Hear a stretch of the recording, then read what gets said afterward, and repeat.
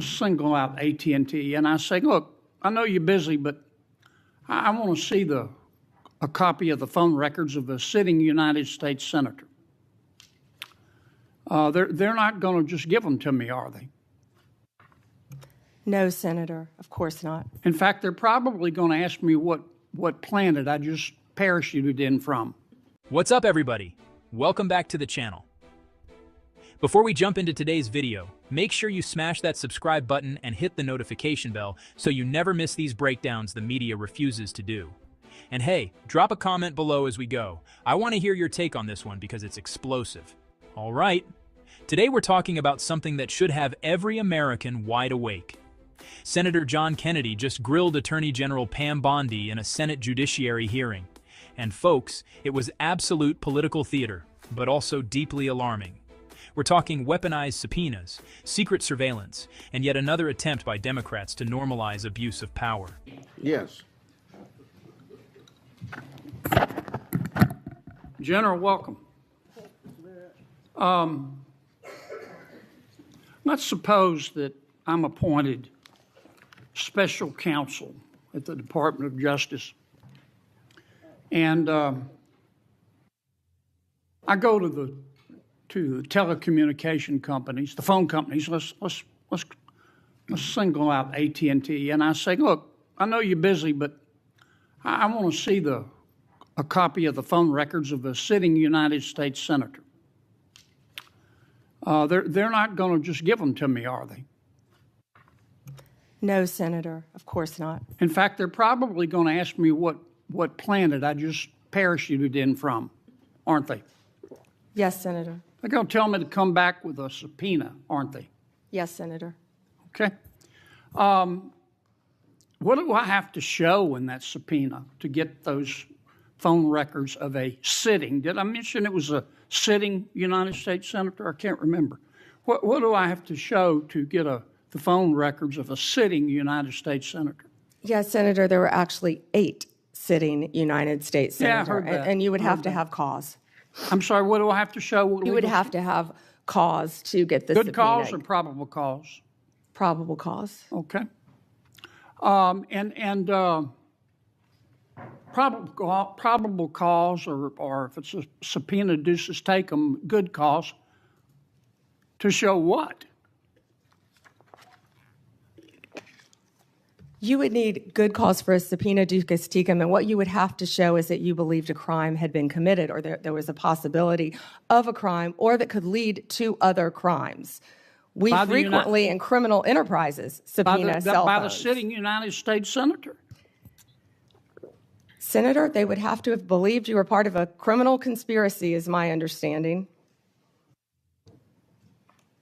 Would a judge have to sign off on it?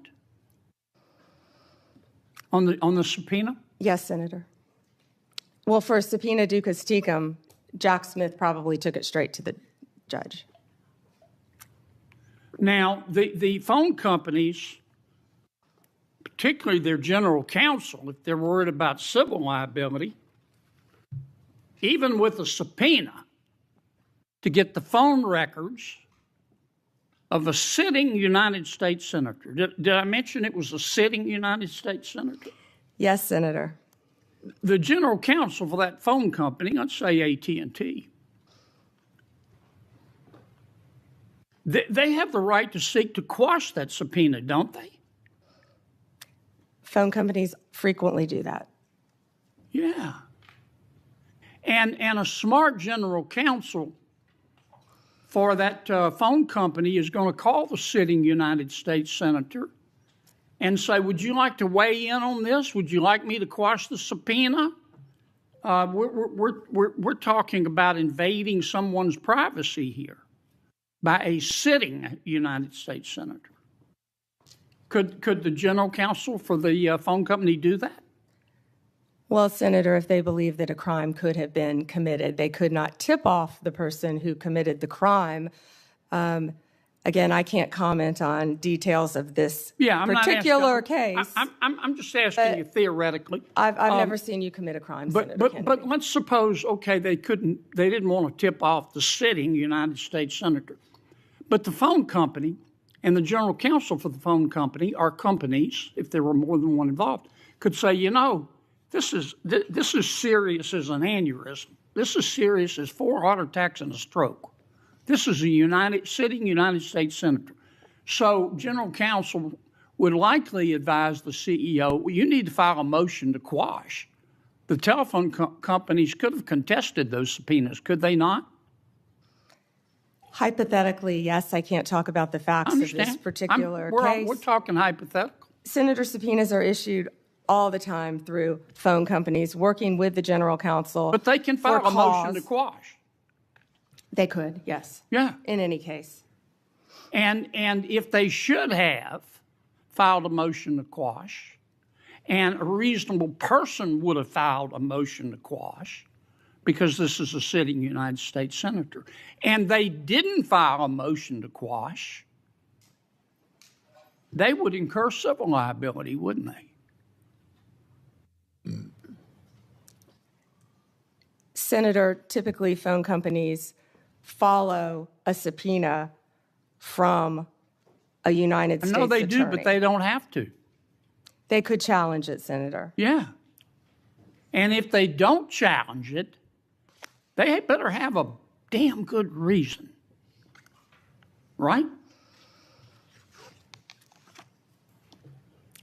Right? Senator, I can't talk about the facts of this particular This is just case. a hypothetical. In general, hypothetically, Senator, maybe they didn't recognize any of the names of the 8 sitting United States senators. Hypothetically. That was a joke. Or maybe they should have gone to Amazon and buy some testicles online.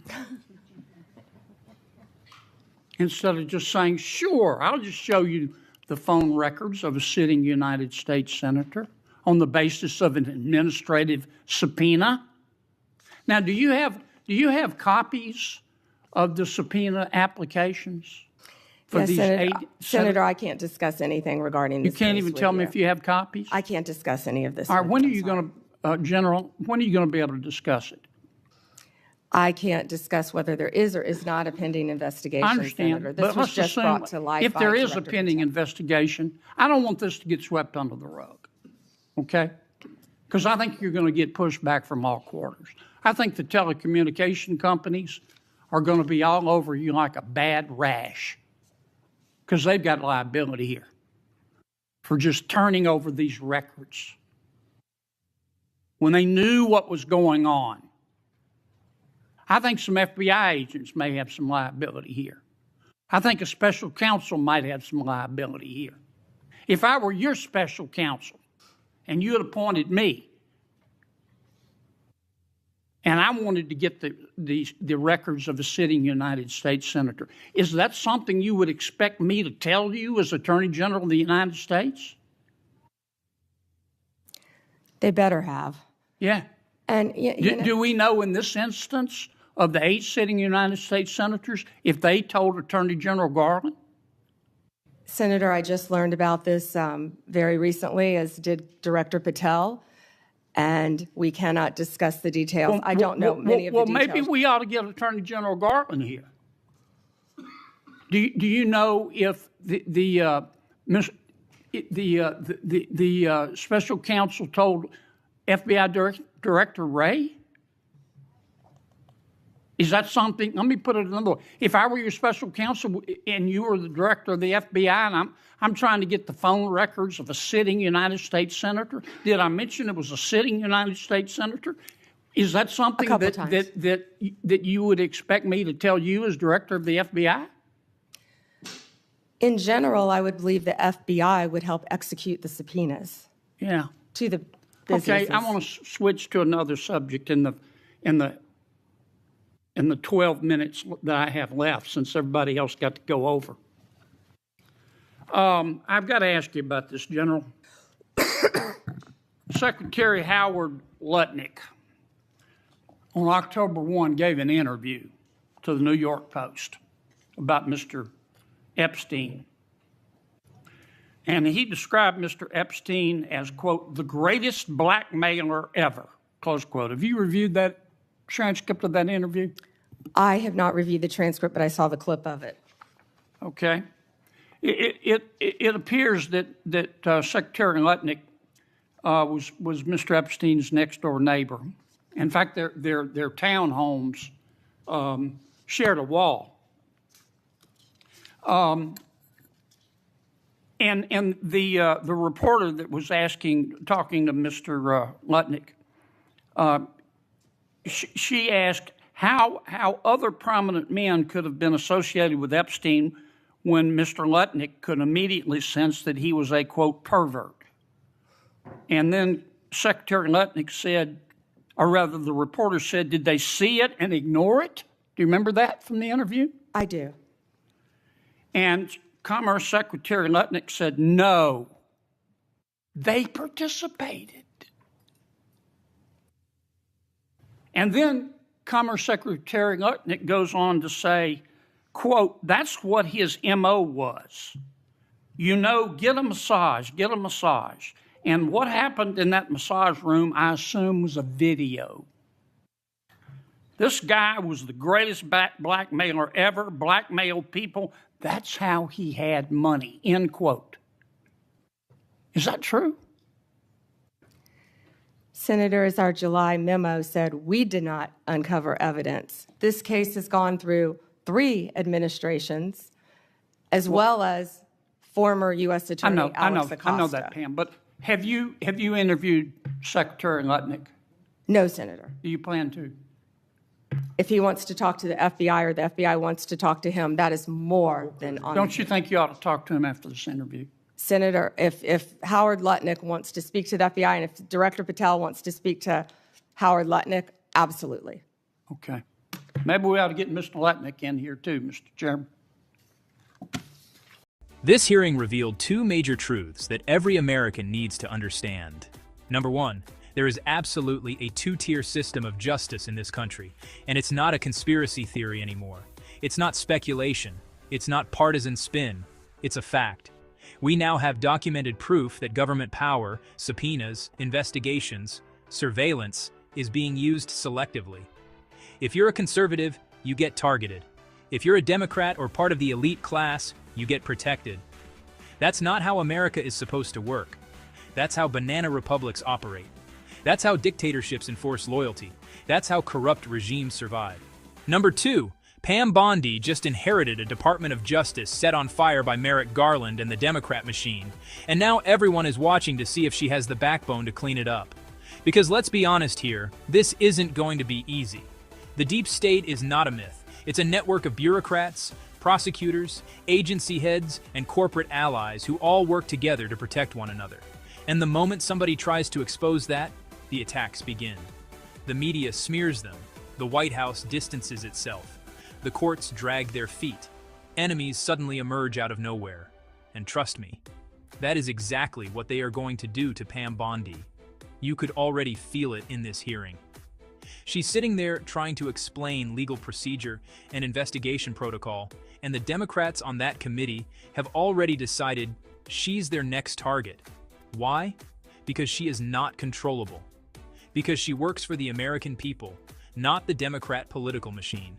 And because exposing the truth about these subpoenas could bring down very powerful people, inside Congress, inside big tech, and inside Biden's leftover political network, inside DOJ. But here's the bigger picture. This fight isn't just about Pam Bondi. It's bigger than her. It's about whether the United States government belongs to the people or belongs to the politicians. It's about whether the Constitution means anything or whether it's now just optional fine print. This is a moment where we, the people, have to stay loud. Because if we stay silent, they win. If we ignore this, they bury it. If we look the other way, they rewrite history. Again. Senator Kennedy is doing his job. He's fighting. Now it's our turn. If you believe spying on senators without legal cause is wrong, hit like. If you think Epstein's blackmail network should be fully exposed, drop a comment.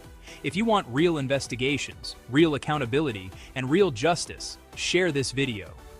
And if you're new here and you're tired of the media running cover for corruption, hit subscribe right now. This channel isn't funded by corporations, PACs, or political operatives. We're powered by patriots like you who still believe in truth, freedom, and America.